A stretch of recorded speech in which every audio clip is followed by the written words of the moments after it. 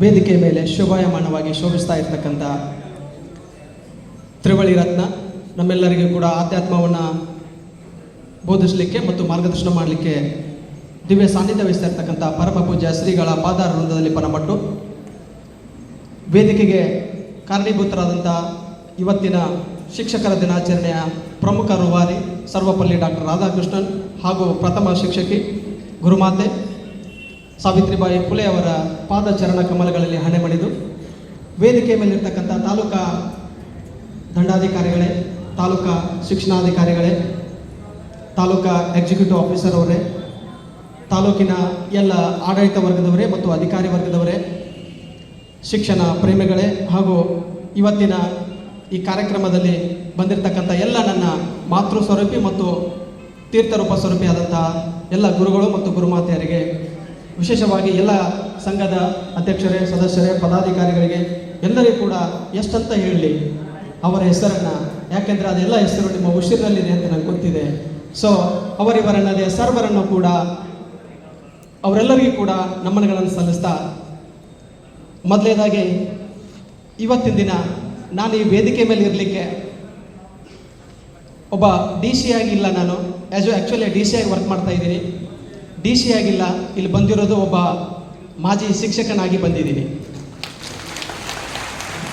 ನನ್ನ ಕುರ್ಚಿ ಅಲ್ಲೇ ಬಿಟ್ಟು ಬಂದಿದ್ದೀನಿ.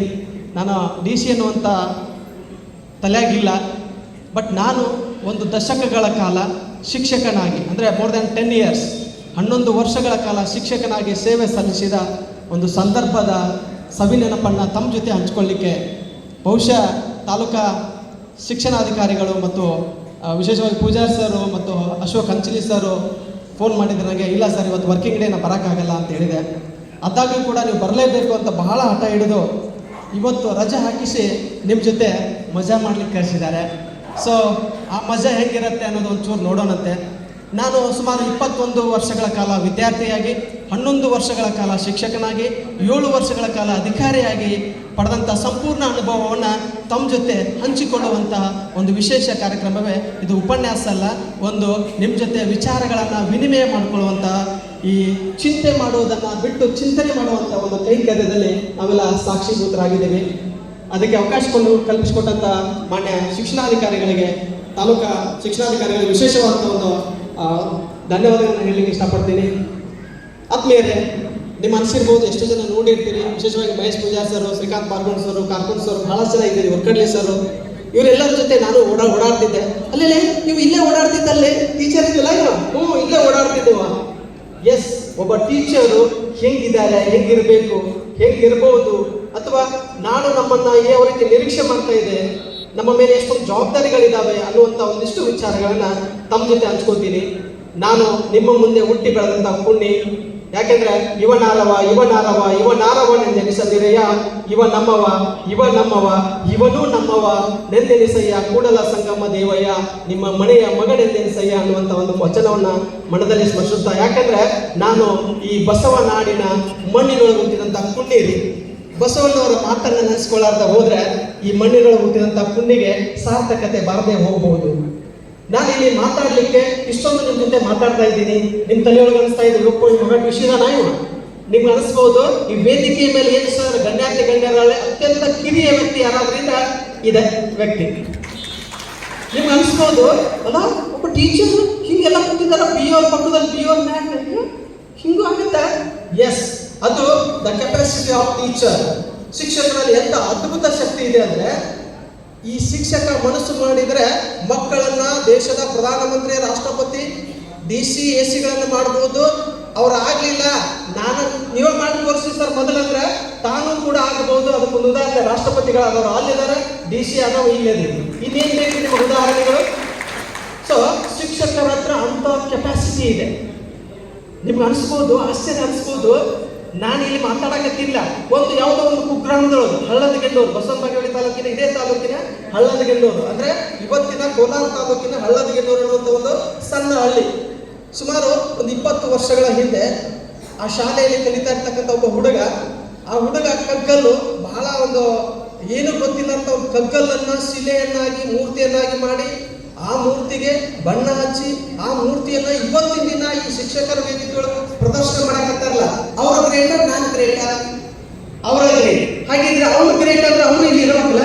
ಎಸ್, ಅವರು ಕೂಡ ನನಗೆ ಕಲಿಸಿದಂತ ಗುರುಗಳು ನಿಮ್ಮ ತಾಲೂಕಿನ ನಿಮ್ಮ ಶಿಕ್ಷಕರ ಮಧ್ಯದಲ್ಲೇ ಇದ್ದಾರೆ. ಸೊ ನನಗೆ ಕಲಿಸಿದಂತ ಗುರುಗಳು ಯಾರು ಅಂತ ಕ್ಯೂರಿಯಾಸಿಟಿ ಇದ್ರೆ ಆಮೇಲೆ ಅವರು ಕೂಡ ಸ್ಟೇಜ್ ನ ಕೊಟ್ಟು ಕಲಿಸ್ತೀನಿ, ಪರ್ಮಿಷನ್ ಇದೆ.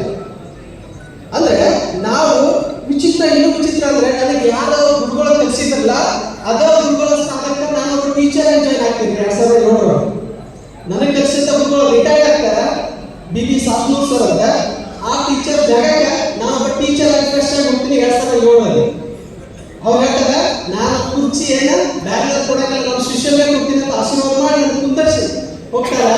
ಬಟ್ 2007ರಿಂದ 2017-18 ನಾನು ಇವತ್ತು ಒಬ್ಬ DC ಆಗಿ ನಿಮ್ಮ ಎದುರಿಗೆ ಒಬ್ಬ ಶಿಕ್ಷಕರ ಕಾರ್ಯಕ್ರಮದಲ್ಲಿ ಮಾರ್ಗದರ್ಶನ ಅಥವಾ ಉಪನ್ಯಾಸ ಏನಾದರೂ ಕೊಡ್ಲಿಕ್ಕೆ ಸಾಧ್ಯ ಇದೆ ಅಂದ್ರೆ ಅದು 2 ಕಾರಣದಿಂದ.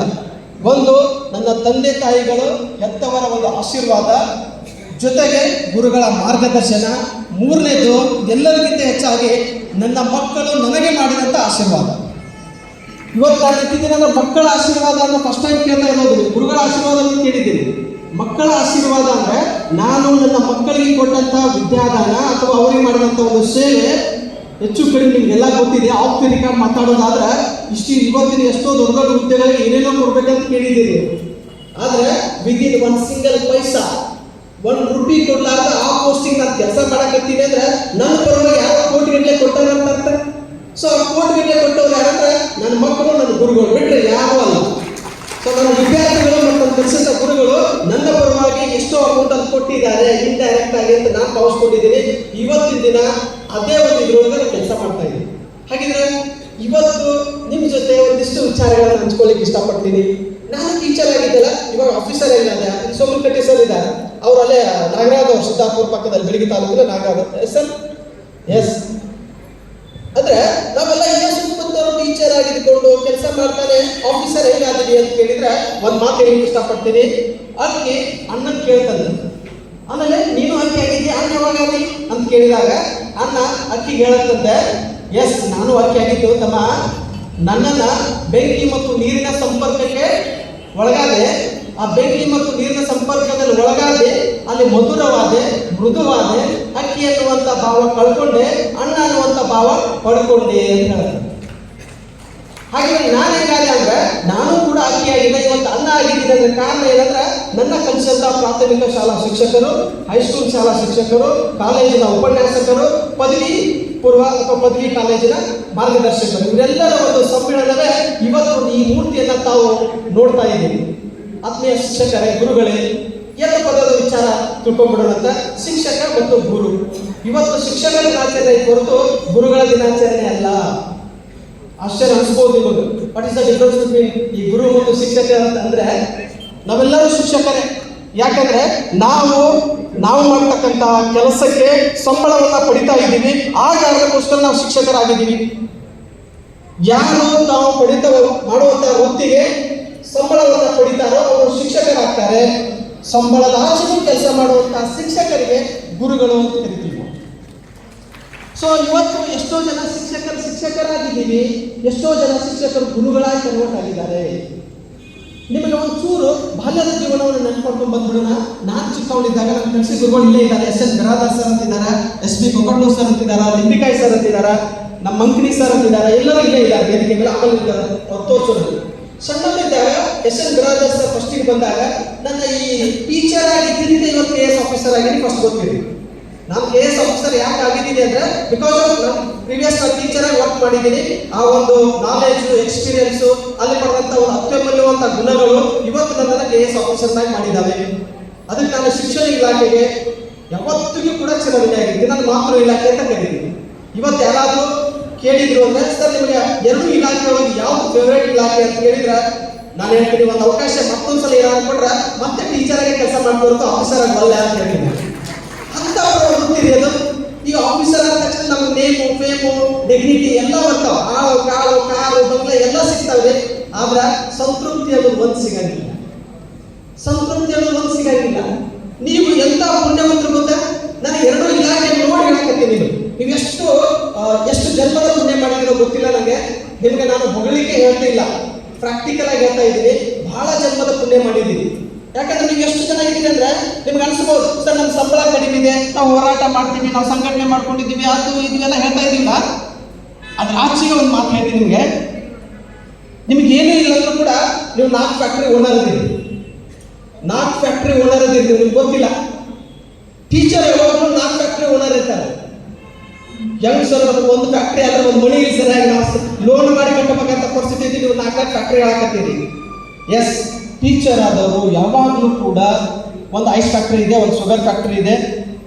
ಹಾಂ, ಶುಗರ್ ಫ್ಯಾಕ್ಟ್ರಿ ಸರ್ ಅದೆಲ್ಲ ಮಿನಿಸ್ಟರ್ ಆಗಡೆ ಬರ್ಬೇಕಾಗಿಲ್ಲ. ಅವರು ಸರ್ ನಮ್ಮ ಇಲ್ಲದಾವ ಸ್ನೇಹಿತರೆ, ಅವ್ರದ್ದು ಫ್ಯಾಕ್ಟ್ರಿ ಫಿಸಿಕಲ್ ಇದಾವೆ, ನಿಮ್ಮ ಫ್ಯಾಕ್ಟ್ರಿ ಮೆಂಟಲ್ ಇದಾವೆ. ಅರ್ಥ ಆಗಲಿಲ್ಲ? ಎಸ್, ನೀವು ಯಾವಾಗಲೂ ಕೂಲ್ ಆಗಿರ್ತೀರಿ ವಿದ್ಯಾರ್ಥಿಗಳ ಮುಂದೆ, ಅದಕ್ಕೆ ನಿಮ್ಮ ತಲೆಯೊಳಗೆ ಯಾವಾಗಲೂ ಐಸ್ ಫ್ಯಾಕ್ಟ್ರಿ ಇರುತ್ತೆ. ನೀವು ಯಾವಾಗಲೂ ಬಹಳ ಸ್ವೀಟಾಗಿ ಮಾತಾಡ್ತೀರಿ ಸೊಸೈಟಿ ಮುಂದೆ, ಟೀಚರ್ಸು ಯಾವಾಗಲೂ ಸ್ಟೂಡೆಂಟ್ಸ್ ಮುಂದೆ ಬಹಳ ಸ್ವೀಟಾಗಿ ಮಾತಾಡ್ತೀರಿ. ಶುಗರ್ ಫ್ಯಾಕ್ಟ್ರಿ ನಿಮ್ಮ ಬಾಯಿ ಒಳಗಿದೆ ಸ್ನೇಹಿತರೆ. ನೀವು ಯಾವಾಗಲೂ ಯಾರೇ ಬರಲಿ ಎದುರಿಗೆ, ಮಕ್ಕಳು ಬರಲಿ, ಮಕ್ಕಳ ಪಾಲಕರು ಬರಲಿ, ಸಮಾಜದ ಗಣ್ಯ ವ್ಯಕ್ತಿಗಳು ಬರಲಿ, ಯಾರೇ ಬರಲಿ ಅವ್ರನ್ನ ಪ್ರೀತಿಯಿಂದ ಮಾತಾಡ್ತೀರಿ. ನಿಮ್ಮ ಹಾರ್ಟ್ ಒಳಗೆ ಲವ್ ಫ್ಯಾಕ್ಟ್ರಿ ಇದೆ. ಸೊ ಈ sugar factory, love factory, ice factory ಇಟ್ಕೊಂಡಂಥದ್ದು. ಸರ್ ಇನ್ನೊಂದು ಫ್ಯಾಕ್ಟ್ರಿ ಯಾವುದಂತ ಕೇಳಿದ್ರೆ, ಈ 3 ಫ್ಯಾಕ್ಟ್ರಿ ಇದ್ರೆ ಸಾಕು ಸ್ನೇಹಿತರೆ, 4ನೇ ಫ್ಯಾಕ್ಟ್ರಿ ಆಟೋಮೆಟಿಕ್ ಬರುತ್ತಾ. That is called satisfactory. Satisfactory ಅನ್ನೋಂಥ ಫ್ಯಾಕ್ಟ್ರಿ, 4ನೇ ಫ್ಯಾಕ್ಟ್ರಿ ನಿಮ್ಮ ಯಾವಾಗಲೂ ನಿಮ್ಮಿಂದ ಬಂದ ಬರುತ್ತೆ. ಇದು ಟೀಚರ್ಸ್ ಕೆಪಾಸಿಟಿ ರೀ. ನಾವೆಲ್ಲ ಅಂತೀವಿ ನನಗದು ಇಲ್ಲ, ಇದು ಇಲ್ಲ. ನಿಮ್ಮ ಹತ್ರ ಏನಿಲ್ಲ, ನೀವು ಚಿಟಿಕೆ ಹೊಡೆದ್ರೆ ಇವತ್ತು ಭಾರತದ ಪ್ರಧಾನಮಂತ್ರಿಗಳು ನಿಮ್ಗೆ ನಮಸ್ಕಾರ ಮಾಡಬೇಕು. ಅದು ಶಿಕ್ಷಕನ ಸಾಮರ್ಥ್ಯ. ಚಿಟಿಕೆ ಹೊಡೆದ್ರೆ ಆಚೆ ನಿಮ್ಮದೇ ರೀ. ಅವ್ನು ನಿಮ್ಗೆ ಕೆಲಸ ಮಾಡಕ್ಕೆ ಹಚ್ಚಿರಿ, ಪ್ರಧಾನಮಂತ್ರಿ ಇರಲಿ, ಮುಖ್ಯಮಂತ್ರಿ ಇರಲಿ, ಯಾರೇ ಇರಲಿ, ಅವ್ನು ಕಲಿಸಿದಂಥ ಗುರುಗಳನ್ನೇ ಸೇರೋದು. ನನ್ನ ಶಿಷ್ಯ, ನನ್ನ ಆತ್ಮೀಯ ಶಿಷ್ಯ, ಇದಕ್ಕಿಂತ ಏನು ಬೇಕ್ರಿ? ಅದಕ್ಕೆ ಹೇಳೋದು, ಈ ಬಿಜಾಪುರದ ಇಂಡಿ ತಾಲೂಕಿನ ಒಂದು ಅತ್ತಾರ್ಗ ಇದೆ. ಅತ್ತಾರ್ಗದೊಳಗೆ ರೇವಣ್ ಸಿದ್ದಪ್ಪ ಅಂತ ಒಬ್ಬರು ಮಾಸ್ತರ್ ಆಗಿನ ಕಾಲದಲ್ಲಿ ಹೆಂಗೆ ಕಲಿಸಿದ್ರು ಗೊತ್ತಾ? ಅವರು ಹೆಂಗೆ ಪಾಠ ಮಾಡ್ತಿದ್ರು ಗೊತ್ತಾ? ನಾವು ಅದೇ ಟೀಚರ್, ಅವರ ಒಂದು ಪಾದ ಧೂಳಿಗೆ ಸಮ ಆಗ್ಲಿಕ್ಕಿಲ್ಲ. ನಾವು ಹೆಂಗೆ ಟೀಚರ್ ಮಾಡಿದಾರೆ ಅಂದ್ರೆ, ಇವತ್ತು ನಾವು ಎಷ್ಟೋ ಚೆನ್ನಾಗಿ ಪಾಠ ಮಾಡಿದೇವೆ ಅಂದ್ರೆ ಊರಾಗಿ 2 ಪಂಗಡದವ್ರು, ಒಂದು ಪಂಗಡ ನಮ್ಮ ಹೊಗಳ್ತಾರೆ, ಇನ್ನೊಂದು ಪಂಗಡ ನಮ್ಗೆ ತೆಗಿತಾರೆ. ಆದ್ರೆ ಒಬ್ಬ ಶಿಕ್ಷಕ ಹಿಂಗೂ ಕೆಲಸ ಮಾಡ್ಬೋದು. ಹೆಂಗೆ ಕೆಲಸ ಮಾಡ್ಬೋದು ಅಂದ್ರೆ, ಆ ಪುಣ್ಯಾತ್ಮ ನಮಸ್ಕಾರ ಮಾಡೋದು ಒತ್ತಾಟೆಲ್ಲ ಅವ ಸತ್ತ ಮ್ಯಾಗ ಅವನ್ನ ಗದಗಿ ಮ್ಯಾಗ ದೇವಸ್ಥಾನ ಕಟ್ಟಿ, ದೇವಸ್ಥಾನ ಪ್ರತಿನಿತ್ಯ ಪೂಜೆ ಮಾಡೋದು. ಯಾವ ಗುಡಿಗೆ ಹೋಗಂಗಿಲ್ಲ, ಪೂಜೆ ಮಾಡೋದು. ಜೊತೆಗೆ ಪ್ರತಿ ವರ್ಷ ತೇರು ಎಳಿತಾರ, ರಥ ಇರುತ್ತ, ಪಲ್ಲಕ್ಕಿ ಇರುತ್ತೆ. ರೇವಣ್ ಸಿದ್ದಪ್ಪ ಮಾಸ್ತರ್ ಇರ್ತಾರೆ. ಇದಲ್ಲರಿ ಕೆಪಾಸಿಟಿ ಅಂದ್ರೆ ಟೀಚರ್ಸ್ ಕೆಪಾಸಿಟಿ. ಇದಕ್ಕಿಂತ ಇನ್ನೇನು ಬೇಕಾದ್ರೆ ಇಂಥ ಒಂದು ಅದ್ಭುತ ಸ್ಥಾನದೊಳಗೆ ನೀವು ಇದ್ಕೊಂಡು ಸೊಸೈಟಿ ನಿಮ್ಮನ್ನು ಯಾವ ರೀತಿ ಎಕ್ಸ್ಪೆಕ್ಟ್ ಮಾಡ್ತಾ ಇದೆ ಗೊತ್ತಾ? ಸೊಸೈಟಿ ಒಳಗಡೆ ರಿಫಾರ್ಮರ್ಸ್, ಈ ಸಮಾಜವನ್ನು ಸುಧಾರಣೆ ಮಾಡುವಂತಹ ಕಾಲ. ಇನ್ನೊಂದು ಕಾಲ ಸಮಾಜ ಸುಧಾರಕರು ಬಂದ್ಬೋದು, ಧಾರ್ಮಿಕ ಸುಧಾರಕರು ಬಂದ್ಬೋದು, ಸ್ವಾತಂತ್ರ್ಯ ಹೋರಾಟಗಾರರು ಬಂದ್ಬೋದು.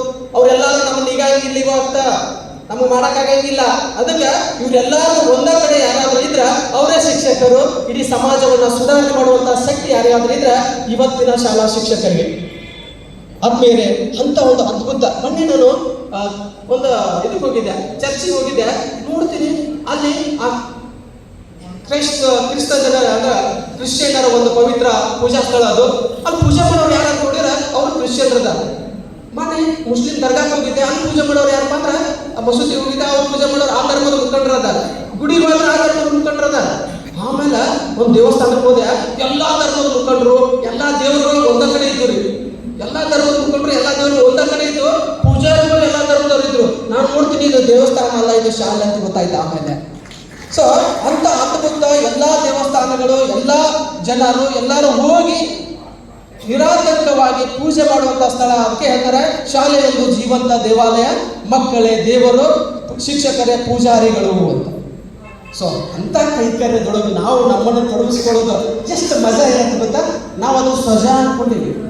ಭಾಳ ಜನ ಹಂಗೆ ಅಂದ್ಕೊಂಡು ನಮ್ಮಕ್ಕಿಂತ ಜೂನಿಯರ್ಸ್ ಜನ ನೋಡಿದ್ದೀನಿ ನಾನು. ಯಾಕಂದ್ರೆ 10-11 ವರ್ಷ ಕೆಲಸ ಮಾಡಿದ್ರಿಂದ ಪ್ರಾಕ್ಟಿಕಲ್ ಆಗಿ ಮಾತಾಡೋದು ಭಾಳ ಇಷ್ಟ ಆಗುತ್ತೆ. ಫಾರ್ಮ್ಯಾಲಿಟಿಗಿಂತ ರಿಯಾಲಿಟಿ ಜಾಸ್ತಿ ಒತ್ತು ಕೊಡ್ತೀನಿ.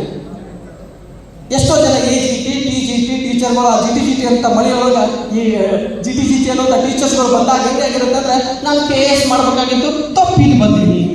ನಾನು PS ಆಗಬೇಕಾಗಿತ್ತು, ಮಿಸ್ಟೇಕ್ ಆಗಿ ಇಲ್ಲಿ ಬಂದೀನಿ. ನಾ ಅಲ್ಲಿ ಹೋಗ್ಬೇಕಾಗಿತ್ತು, ಇಲ್ಲಿ ಹೋಗ್ಬೇಕಾಗಿತ್ತು. ಅಲ್ಲ ರೀ, ಕೊಟ್ಟ ಕುದುರೆಯಲ್ಲಿ ಏರದವ ಮತ್ತೊಂದು ಕುದುರೆಯನ್ನು ಬಯಸಿದವ ವೀರನು ಅಲ್ಲ. ವಾವ್, ನಾವು ಯಾವ ಚೇರಿ ಬಂದಿಲ್ಲ. ನಿಮ್ದು ಪ್ಲಾನ್ ಬೇರೆ ಇರ್ಬೋದು, ನಿಮ್ದು ಪ್ಲಾನ್ ಏನಿದೆಯಲ್ಲ, ನಾನು ಅದಾಗಬೇಕು ಇದಾಗಬೇಕು ಅಂತ, ಆ ದೇವ್ರಿಗೆ ಗೊತ್ತಿದೆ ನೀವೇನಾಗಬೇಕು ಅಂತ. ಆ ದೇವ್ರು ಕಳಿಸಿದ್ದಾನೆ. ಎಸ್, ನಾನು ಈ ಹುದ್ದೆಗೆ ಬಂದಿದ್ದೀನ ಯಾಕೆ ಎನಿ ಕಾಸ್ಟ್, ನನಗೆ ಯಾವುದೇ ಒತ್ತಡ ಇರಲಿಲ್ಲ, ನಾನು ಏನಾಗಬೇಕಂತ ಬಯಸಿದ್ದೀನಿ, ಯಾವೆಲ್ಲ ಕಟ್ಟಿ ಗಂಟು ಮುಟ್ಟೆ ಕಟ್ಟಿ ಸೈಡ್ಗೆ ಇಟ್ಬೇಕು. ಏನು ಇವತ್ತಿನಿಂದ ನನಗೆ ಕೊಟ್ಟಂತ ಈ ಹುದ್ದೆಯನ್ನ, ಆ ಹುದ್ದೆಗೆ ಒಂದು ಜಸ್ಟಿಸ್ ಅನ್ನ ನಾನು ಕೊಡಲಿಕ್ಕೆ ಪ್ರಯತ್ನ ಮಾಡಲೇಬೇಕು ಎಟ್ ಎನಿ ಕಾಸ್ಟ್. ಸೊ ಇವತ್ತಿನಿಂದ ನಾನು ಶಿಕ್ಷಕ. ಹಾಗಿದ್ರೆ ಶಿಕ್ಷಕನಾಗಿ ಕೆಲಸ ಮಾಡ್ತಾ ಮಾಡ್ತಾ ಮಕ್ಕಳನ್ನ ಮಾರ್ಗದರ್ಶನ ಮಾಡ್ತಾ ಮಕ್ಕಳಲ್ಲಿ ಒಂದಿಷ್ಟು ಒಳ್ಳೆ ಮಕ್ಕಳನ್ನು ಏನಂತ ಅನ್ಕೊಂಡಿದ್ದೇವೆ ಗೊತ್ತಾ ನಾವು? ಮಕ್ಕಳು ಅನ್ನೋದು ಒಂಥರ ಮೊಬೈಲ್ ಇದ್ದಂಗೆ. ಹೊಸದಾಗಿ 1ನೇ ಕ್ಲಾಸ್ಗೆ ಅಡ್ಮಿಷನ್ ಹಾಕಲ್ಲ, ಮೊಬೈಲ್ ಇದ್ದಂಗೆ. ಮೊಬೈಲ್ ಒಳಗೆ ಬರಬೇಕಾದ್ರೆ ಒಂದಿಷ್ಟು ಆ್ಯಪ್ಗಳನ್ನು ಇನ್ಸ್ಟಾಲ್ ಮಾಡಿ ಕಳಿಸಿರ್ತಾರೆ. ಯಾರು? ತಂದೆ ತಾಯಿ, ಸೊಸೈಟಿ, ಗಣ್ಯ ವ್ಯಕ್ತಿಗಳು, ಎಲ್ಲ ಸಮಾಜ, ಪರಿಸರ, ಇವೆಲ್ಲಗಳು ಕೆಲವೊಂದಿಷ್ಟು ಆ್ಯಪ್ ಇನ್ಬಿಲ್ಟ್ ಆ್ಯಪ್ ಅಂತ ಕರೀತೀವಿ ನಾವು. ಶಿಕ್ಷಕರ ಕೆಲಸ ಏನು? ಆ ಮೊಬೈಲ್ ಪರ್ಚೇಸ್ ಮಾಡ್ತಿರಲ್ಲ ಹೊಸದು, ಬಂದ ತಕ್ಷಣ ಫಸ್ಟ್ ನಾಲೆಜು, ಸ್ಕಿಲ್ಲು, ಇವೆಲ್ಲ ಆ್ಯಪ್ಗಳನ್ನು ಇನ್ಸ್ಟಾಲ್ ಮಾಡಬೇಕು. ನೀವು ಇನ್ಸ್ಟಾಲ್ ಮಾಡಬೇಕು, ಪ್ರತಿ ವರ್ಷ ಅಪ್ಡೇಟ್ ಮಾಡಬೇಕು. ಆ್ಯಪ್ಗಳನ್ನು ಯಾವಾಗಲೂ ಅಪ್ಡೇಟ್ ಮಾಡ್ತಿರ್ತೀರ. ಅದಕ್ಕೆ ಇನ್ನೊಂದು ಬ್ಯೂಟಿಫುಲ್ ಏನಂದ್ರೆ ವ್ಯಕ್ತಿತ್ವ ಅನ್ನುವಂಥ ಒಂದು ಸಿಮ್ ಹಾಕ್ಬೇಕು. ಅದಕ್ಕೆ ಪರ್ಸನಾಲಿಟಿ ಅನ್ನುವಂಥ ಸಿಮ್, ಇದು ಬಹಳ ಇಂಪಾರ್ಟೆಂಟ್. ಎಲ್ಲ ಕ್ಯಾರೆಕ್ಟರ್ಗಳಿಗಿಂತ ಪರ್ಸನಾಲಿಟಿ ಅನ್ನುವಂಥ ಕ್ಯಾರೆಕ್ಟರ್ ಇದೆಯಲ್ಲ, ವ್ಯಕ್ತಿಯ ಹಿಂದಿನ ವ್ಯಕ್ತಿತ್ವ ಅಥವಾ ವ್ಯಕ್ತಿತ್ವದ ಹಿಂದಿನ ವ್ಯಕ್ತಿ ಎಲ್ಲರೂ ಸಾಮ್ಯತೆ ಹೊಂದಿರಬೇಕು. ಮುಖವಾಡದ ಬದುಕಲ್ಲ. ಬಹಳ ಜನ ನಾವು ತೋರಿಸ್ಲಿಕ್ಕೆ ಮುಖವಾಡ ಹಾಕೊಂಡಿದ್ದೇವಲ್ಲ, ಆ ಮುಖವಾಡ ಕಳಚಿ ಬಿದ್ದಾಗ ನಮ್ಮ ವಾಸ್ತವಾಂಶ ಏನು ಗೊತ್ತಾಗಲ್ಲ. ಅಂತ ಮಕ್ಕಳನ್ನು ಯಾವತ್ತೂ ಬಳಸು ಬೇಡ.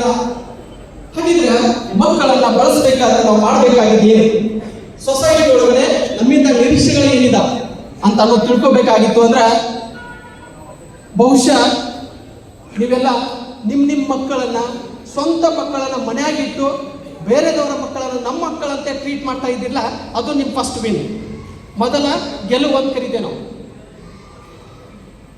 ಎಷ್ಟು ಜನ ಟೀಚರ್ಸು, ಇಲ್ಲಿರ್ತಕ್ಕಂಥ ಎಷ್ಟು ಜನ ಆಫೀಸರ್ಸು ಅಥವಾ ಎಷ್ಟು ಜನ ರಾಜಕಾರಣಿಗಳು ಎಲ್ಲರನ್ನೂ ಸೇರಿಸ್ಕೊಂಡೇ ಹೇಳ್ತೀನಿ ನಾನು, ತಮ್ಮ ಮಕ್ಕಳನ್ನ ಸರ್ಕಾರಿ ಶಾಲೆಗೆ ಸೇರಿಸಿದ್ದಾರೆ. ನಾವು ಆತ್ಮಾವಲೋಕನ ಮಾಡಿಕೊಳ್ಳಬೇಕಾಗಿದ್ದು ಮೊದಲು ನಮ್ಮ ಧರ್ಮ. ನಾವು ಬಹಳ ದೊಡ್ಡದಾಗಿ ಭಾಷಣ ಮಾಡ್ತಾ ಇದ್ದೀವಲ್ಲ, ನಮ್ಮ ಮಕ್ಕಳನ್ನ ಯಾವ ಶಾಲೆಗೆ ಕಳಿಸ್ತಾ ಇದ್ದೀವಿ? ಹಾಗಿದ್ರೆ ಸರ್ಕಾರಿ ಶಾಲೆ ಕಳಿಸಿದ್ರೆ ಸರ್ಕಾರಿ ಶಾಲೆಯ ಉನ್ನತಿಗೆ, ಸರ್ಕಾರಿ ಶಾಲೆಯ ಸರ್ವಾಂಗೀಣ ಅಭಿವೃದ್ಧಿಗೆ ನಾವು ಮಾಡಬೇಕಾದ ಮೊದಲ ಕರ್ತವ್ಯವೇನು? ಸರ್, ನೀವು ಇಷ್ಟೊಂದು ದೊಡ್ಡದಾಗಿ ಭಾಷಣ ಬಿಗಿತಾ ಇದ್ದಿಲ್ಲ, ನಿಮ್ಮ ಮಕ್ಕಳು ಎಲ್ಲಿದ್ದಾರೆ? ಕ್ವಶನ್ ಬರ್ತಿರ್ಬೋದು. ಎಸ್, ನನ್ನ ಮಕ್ಕಳು ನಾನು ಕಲಿತಂಥ ಶಾಲೆಯಲ್ಲಿ, ನನಗೆ ಕಲಿಸಂಥ ಗುರುಗಳ ಕೈಯಲ್ಲೇ ಕೊಟ್ಟಿದ್ದೀನಿ. ಸರ್ಕಾರಿ ಶಾಲೆಯಲ್ಲೇ ನನ್ನ ಎಲ್ಲ ಮಕ್ಕಳು ಓದ್ತಾ ಇದ್ದಾರೆ ಇವತ್ತಿಗೂ ಕೂಡ. ನನ್ನ 3 ಜನ ಮಕ್ಕಳು ಸರ್ಕಾರಿ ಕನ್ನಡ ಹಿರಿಯ ಪ್ರಾಥಮಿಕ ಶಾಲೆ ಹಳ್ಳದಗೆನ್ನೂರದಲ್ಲೇ ಓದ್ತಾ ಇದ್ದಾರೆ. ಅದನ್ನು ಕಲಿಸುವಂಥ ಗುರುಗಳು ಕೂಡ ಕೊಕ್ಕಟ್ನೂರು ಸರ್ ಇಲ್ಲೇ ಇದ್ದಾರೆ. ಅವ್ರು ನನಗೂ ಕಲಿಸಿದ್ದಾರೆ 7ಕ್ಕೆ. ನನ್ನ ಮಕ್ಕಳಿಗೆ ಕಲ್ಸಕತ್ತಾರ, ಇಲ್ಲ ನನ್ನ ಮೊಮ್ಮಕ್ಕಳು ಕಲಿಸ್ತಾರ ಗೊತ್ತಿಲ್ಲ. ಇದದು ಮುರುಗೋಡ ಅಂತಿದ್ರಿ, ಮುರುಗೋಡ ಅಂತ ಹೆಸರು ಕೇಳಿದ್ರಿ. ಅಲ್ಲೊಬ್ಬರು ಸರ್ ಇದ್ರು, ಬಹಳ ಬೆಸ್ಟ್ ಸರ್. ವಿಚಿತ್ರ ಅಂದ್ರೆ ಇಡೀ ತಮ್ಮ ಸರ್ವಿಸ್ ಒಳಗಡೆ 1 ದಿನ ರಜಾ ತಗೊಂಡಿದ್ರು. ಒಂದೇ ದಿನ.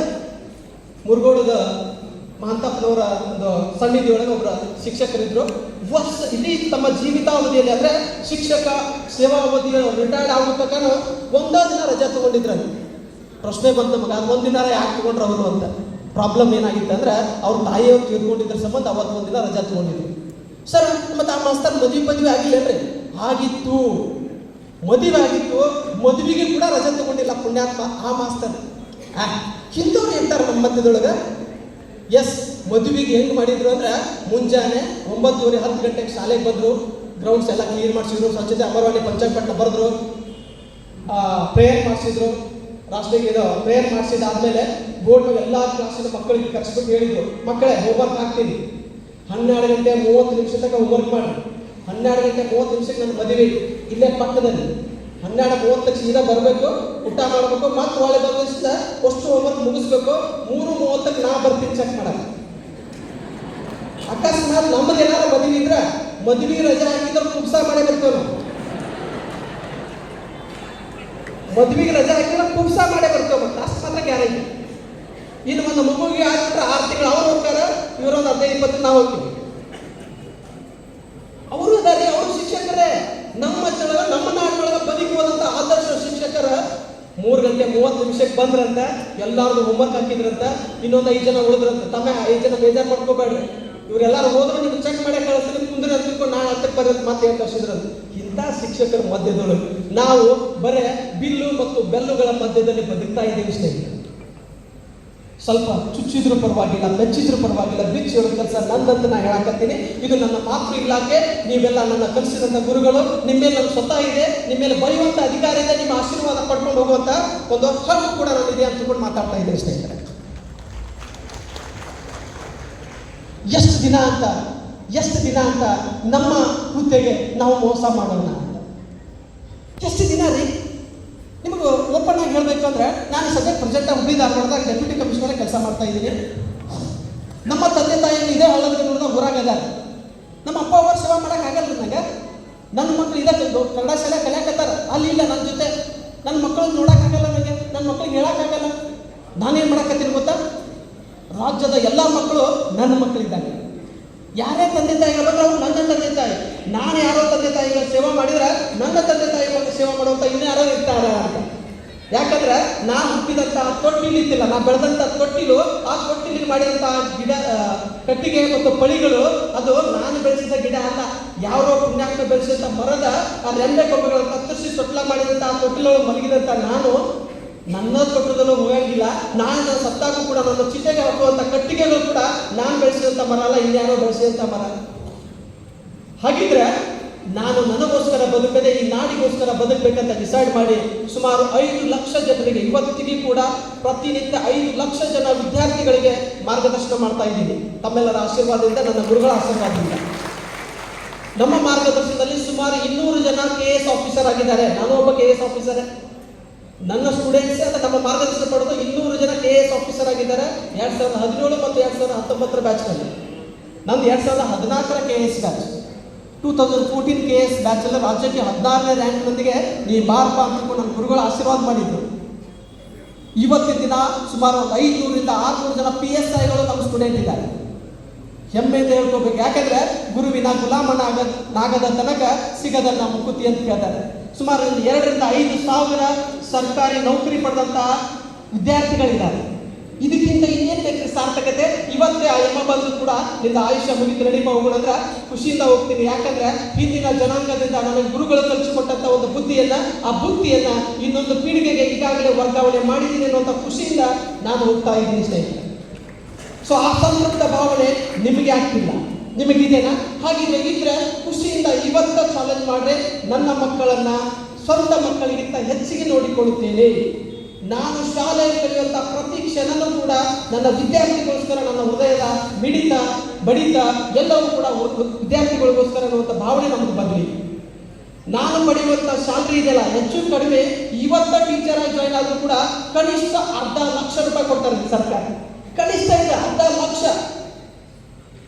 ಆಗಿನ ರೇವಣ ಸಿದ್ದಪ್ಪ ಸರ್ ಇದ್ದಾಗ ಏನಿತ್ತು ಗೊತ್ತಾ? ಸರಿಯಾಗಿ ಹೋಗಿ ಬರ್ಲಿಕ್ಕೆ ದಾರಿಗಳಿರಲಿಲ್ಲ, ಬಸ್ಸುಗಳಿರಲಿಲ್ಲ. ಸೈಕಲ್ ತಗೊಂಡ್ರೆ ಕಾರ್ನಾಗ ಬಂದಾಗ ಆಗ್ತಿತ್ತು ಅವ್ರಿಗೆ. ಸೈಕಲ್ನ ಬಂದ ನಡ್ಕೊಂತ ಬರ್ತಿದ್ರಿ. ನಾನು ಕಲಿಸಿದ ಗುರುಗಳ ಸ್ವತಃ ನೋಡಿದ್ದೀನಿ.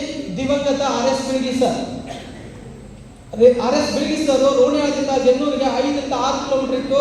ಪ್ರತಿನಿತ್ಯ ನಡ್ಕೊಂಡು ಬರ್ತಿದ್ರು, ನಡ್ಕೊಂಡು ಹೋಗ್ತಿದ್ರು. KS ಬಗ್ಲಿ ಸರ್ ಇವರೆಲ್ಲ ದಿವಂಗತರಾಗಿದ್ದಾರೆ, ಹೋಗ್ತಿಲ್ಲ ಇವತ್ತು. ಅವ್ರು ನೆನೆಸ್ಕೊತೀನಿ ನಾನು. ಅದು ಇದ್ದಂಥವ್ರಿಗೆ ಸನ್ಮಾನ ಮಾಡಲಿಕ್ಕೆ ತಾವೆಲ್ಲ ಅನುಮತಿ ಕೊಟ್ಟರೆ ಸನ್ಮಾನ ಮಾಡಲಿಕ್ಕೆ ಅವಕಾಶ ಕೇಳ್ತೀನಿ ತಮಗೆ. ಸ್ನೇಹಿತರೆ, ನಾನು ಮಾತಾಡ್ತಕ್ಕಂಥ ಪ್ರತಿಯೊಂದು ಮಾತು ಬಹಳ ಇದೆ. ನಾನು ಶಾಲೆ ಒಳಗಿದ್ದಾಗ ಹೆಂಗಿದ್ದೆ? ಇದೇ ಸರ್ಕಾರಿ ಕನ್ನಡ ಹಿರಿಯ ಪ್ರಾಥಮಿಕ ಶಾಲೆ ಜಮ್ಮುಲ್ದಲ್ಲಿ ತಾಲೂಕು ಮುದ್ದೇರಿಯಾಳದಲ್ಲಿ ಸುಮಾರು 8ರಿಂದ 9 ವರ್ಷಗಳ ಕಾಲ ಪ್ರಾಥಮಿಕ ಶಾಲಾ ಶಿಕ್ಷಕನಾಗಿ ಸೇವೆ ಸಲ್ಲಿಸುತ್ತಿದ್ದೆ. ಆ ಸಂದರ್ಭದಲ್ಲಿ ಕಿತ್ತೂರು ರಾಣಿ ಚೆನ್ನಮ್ಮ ಅನ್ನುವಂಥ ಒಂದು ಶಾಲೆ ಸ್ಯಾಂಕ್ಷನ್ ಆಗಿತ್ತು. ಅದೇ ಬಿಲ್ಡಿಂಗ್ ಇರಲಿಲ್ಲ.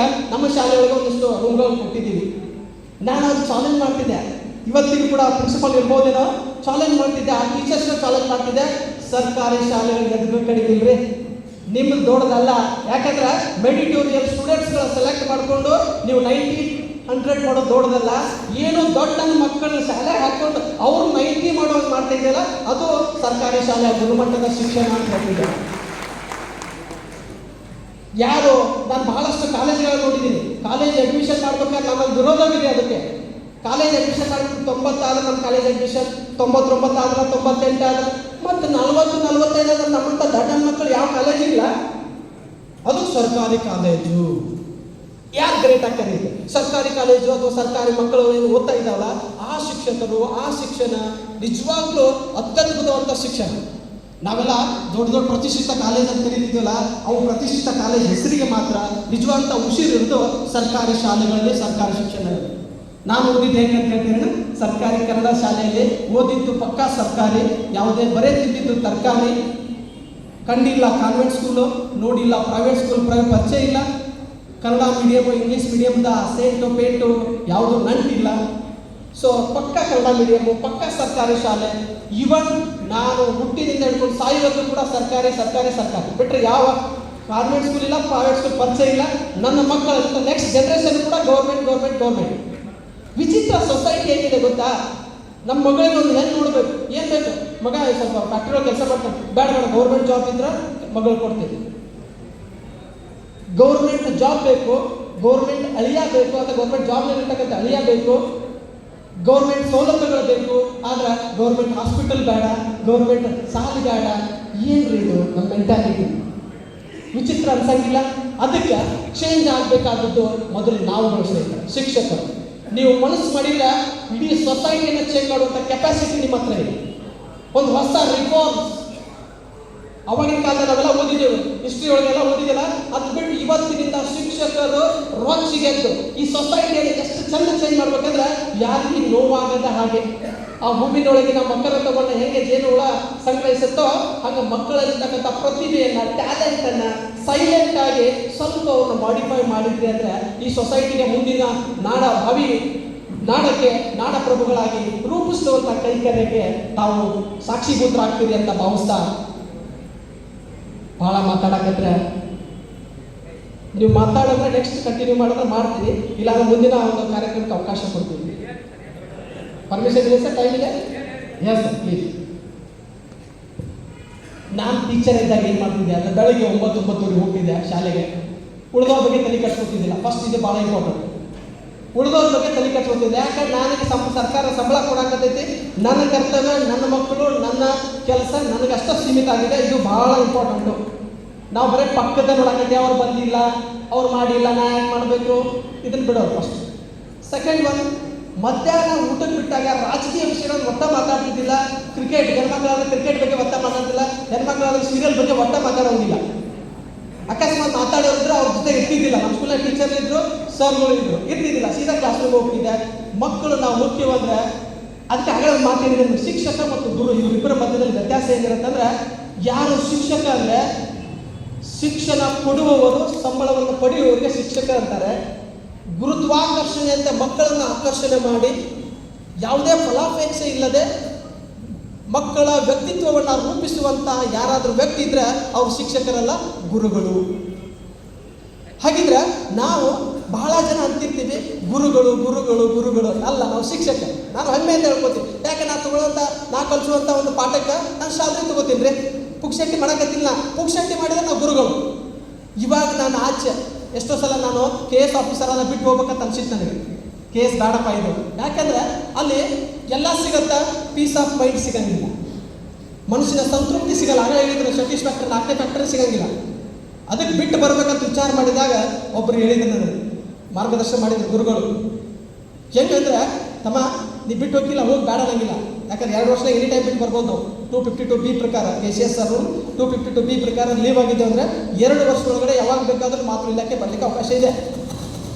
ಸೊ ಬರ್ಬೇಕಂದಾಗ ಅವ್ರು ಹೇಳಿದ್ರು, ನೀವು ಟೀಚರ್ ಆಗಿದ್ಕೊಂಡು ಆಫೀಸರ್ ಕೆಲಸ ಮಾಡೋಕ್ಕಾಗತ್ತಾ? ಇಲ್ಲ ಸರ್ ಅಂತ ಹೇಳಿದೆ. ಟೀಚರ್ ಆಗಿದ್ಕೊಂಡು ಆಫೀಸರ್ ಕೆಲಸ ಮಾಡೋಕ್ಕಾಗತ್ತಾ? ಇಲ್ಲ. ಆದ್ರೆ ನಾನು ಹೇಳ್ತೀನಿ, ನೀ ಆಫೀಸರ್ ಇದ್ಕೊಂಡು ಟೀಚರಾಗಿ ಕೆಲಸ ಮಾಡ್ಬೋದು, ಆಫೀಸರ್ ಇದ್ಕೊಂಡು ಟೀಚರಾಗಿ ಕೆಲಸ ಮಾಡ್ಬೋದು, 100 ಜನರಿಗೆ ಮಾರ್ಗದರ್ಶನ ಮಾಡ್ಬೋದು ಅಂತ ಅಂದಾಗ ಎಸ್, ನಾ ಇದೇ ಇಲಾಖೆ ಕಂಟಿನ್ಯೂ ಮಾಡ್ತೀನಿ ಅಂತ ತಿಳ್ಕೊಂಡು ನಾನು ವೃತ್ತಿಯಿಂದ ಒಬ್ಬ ಅಧಿಕಾರಿ ಅಲ್ಲ, ಪ್ರಥಮ ಸೇವಕ ಅಂದರೆ ಒಬ್ಬ ಸಮಾಜ ಸೇವಕ, ನಾನು ಪಬ್ಲಿಕ್ ಸರ್ವೆಂಟು. ಆದ್ರೆ ಪ್ರವೃತ್ತಿಯಿಂದ ನಾನೊಬ್ಬ ಮಾರ್ಗದರ್ಶಕ, ಒಬ್ಬ ಶಿಕ್ಷಕ. ಇವತ್ತಿಗೂ ಕೂಡ ಸ್ಯಾಟರ್ಡೆ ಸಂಡೇ ಯಾವುದಾದ್ರೂ ಫ್ರೀ ದಿನ ಇದ್ರೆ ಮನೆಯೊಳಗೆ ಕಳೆಯೋದಕ್ಕಿಂತ ಹೆಚ್ಚಾಗಿ ಶಾಲೆ ಒಳಗೆ ವಿದ್ಯಾರ್ಥಿಗಳ ಜೊತೆ ಮಾರ್ಗದರ್ಶನ ಮಾಡಲಿಕ್ಕೆ ನಾನು ಅತಿ ಹೆಚ್ಚು ಸಮಯವನ್ನು ಮೀಸಲಾಗಿಡ್ತಾ ಇದ್ದೀನಿ. ನಾನು ಭಾಳ ಥ್ಯಾಂಕ್ಸ್ ಹೇಳ್ಬೇಕು ನಿಮಗೆಲ್ಲ, ಗುರುಗಳಿಗೆ, ಶಿಕ್ಷಕರಿಗೆ. ಯಾಕೆ ಹೇಳಬೇಕು ಅಂದರೆ, ನಾನು KS ಆಫೀಸರ್ ಆದಮೇಲೆ ಶಿಕ್ಷಣ ಇಲಾಖೆ ನನಗೆ ಕೊಟ್ಟಂಥ ಭಾಳಷ್ಟು ಮೌಲ್ಯಗಳು, ವಿಶೇಷವಾಗಿ ತಾಳ್ಮೆ, ಬಹಳಷ್ಟು ತಾಳ್ಮೆ ಇರಬೇಕು ಮಕ್ಕಳು ಪಾಠ ಮಾಡಬೇಕಾದ್ರೆ. ಎರಡನೇದು ಕಮ್ಯುನಿಕೇಷನ್, ಯಾವ ರೀತಿ ನಾವು ಇನ್ನೊಬ್ಬರ ಜೊತೆ ಕಮ್ಯುನಿಕೇಟ್ ಮಾಡಬೇಕು ಅನ್ನುವಂಥದ್ದು ಭಾಳ. ನಾನು ಇವತ್ತು ಪಬ್ಲಿಕ್ ಜೊತೆ ಕಮ್ಯುನಿಕೇಟ್ ಮಾಡಬೇಕಾದ್ರೆ ಅದನ್ನು ಕಲಿಸಿದ್ದು ನೀವುಗಳು. ಇದು ನಿಮ್ಮ ಪಾದಕ್ಕೆ ಸಮರ್ಪಿತ. ಮೂರನೇದು, ನಾವು KS ಆಫೀಸರ್ ಆಗೋಕ್ಕಿಂತ ಮುಂಚೆ ನನ್ನೊಬ್ಬ ಸ್ನೇಹಿತ ಇದ್ದಾನೆ, ಶ್ರೀಕಾಂತ್ ಪಾರ್ಗೋಡ್. ಎಲ್ಲಿದ್ದೀರಿ ದಯವಿಟ್ಟು ಬರ್ರಿ. ಶ್ರೀಕಾಂತ್ ಪಾರ್ಗೋಡ್ ಅನ್ನುವಂಥ ಒಬ್ಬ ಹುಡುಗ ನನ್ನ ಫ್ರೆಂಡ್, ಇವತ್ತು CRPI ಕೆಲಸ ಮಾಡ್ತಾ ಇದ್ದಾರೆ. ಶ್ರೀಕಾಂತ್ ಪಾರ್ಗೋಡ್ ಸರ್ ಬನ್ನಿ. ಅವರು ಹೈಸ್ಕೂಲ್ನಾಗಿದ್ದ ಬರೀತಿದ್ರಿ, ಅವ್ರು ಎಡಗೈಲೆ ಬರೀತಿದ್ರು, ನಾ ಬಲಗೈಲೆ ಬರೀತಿದ್ದೆ. ಬರೀತಿದ್ರ ಇವತ್ತು ನಾನು KS ಆಫೀಸರ್ ಆಗಲಿಕ್ಕೆ ಇದ ಪುಣ್ಯಾತ್ಮನ ಕಾರಣ. ಈ ಪುಣ್ಯಾತ್ಮ ಬರ್ರಿ ಸರ್ ಪ್ಲೀಸ್. ಈ ಸಂದರ್ಭ ನಿಮ್ಮನ್ನು ನೆನ್ಕೊಳ್ಬೇಕು ನಾವು. ಇವರು ಬರೀತಿದ್ರು, ಹೆಂಗೆ ಬರೀತಿದ್ರು ಅಂದ್ರೆ ಇಡೀ ಹೈಸ್ಕೂಲ್ಗ ಫಸ್ಟ್ ಭಾಳ ಬ್ಯೂಟಿಫುಲ್ ಅಕ್ಷರ. ನಾನು ಏನು ಮಾಡಿದೆ ಅಂದ್ರೆ ಈ ಪುಣ್ಯಾತ್ಮನ ಪಕ್ಕದಲ್ಲಿ ಕುಂದಿರ್ತಿದ್ದೆ. ಕುಂತಾವ ಹೆಂಗೆ ಬರೀತಾನ, ಹೆಂಗೆ ಮಾಡ್ತಾನೆ, ಎಲ್ಲ ಒಂದು ಕಾಪಿ ಮಾಡ್ಕೊಂಡು ಯಾವ ಮಟ್ಟಕ್ಕೆ ಬಂದೇವು ಅಂದರೆ ಅವನ ಅಕ್ಷರ ಯಾವುದು, ನನ್ನ ಅಕ್ಷರ ಯಾವುದು, ಪ್ರತಿ ಶನಿವಾರ ಫೇರ್ ಚೆಕ್ ಮಾಡ್ತಿದ್ರು. ಅದ್ರೊಳಗೆ ಯಾವುದಾದ್ರು ಕನ್ಫ್ಯೂಸ್ ಆಗೋ ಮಟ್ಟಕ್ಕೆ ನಾವು ಇಬ್ಬರಿಗೆ ಸೇಮ್ ಅಕ್ಷರ ಅಷ್ಟೆಲ್ಲ ಬರೆದು ಇವತ್ತು ನಾನು KS ಆಫೀಸರ್ ಆಗಿದ್ರೆ ಅವನು ಕೂಡ ನನ್ನ ಗುರುನ. ನಾನು ಅನ್ಕೋತೀನಿ ಅವನು ಕೂಡ ನನ್ನ ಗುರುನ. ನನಗೆ ಕಲಿಸಿದಂಥ ನನ್ನ ಜೀವನದೊಳಗೆ ಪ್ರತಿಯೊಬ್ಬರು ಬಂದವರು ಕೂಡ ಒಂದು ಗುರುಗಳೇ.